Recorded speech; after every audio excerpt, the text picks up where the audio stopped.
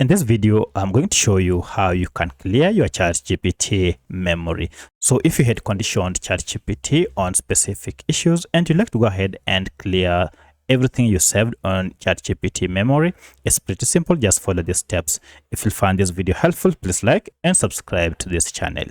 Now to get started, head over to your account, and then once you're logged in, go ahead and click on your account name on down below, and then choose settings. Now under settings, choose the option called personalization, and under personalization, scroll down until you see memory.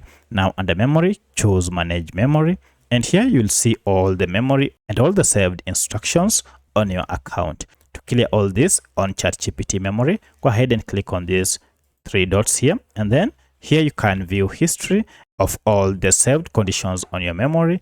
And to delete them, go ahead and click on delete all memories, and this will go ahead and give you an option to choose whether you also want to delete all past versions of saved memories, and this cannot be undone. If you're okay, go ahead and check the box here and then proceed to delete on.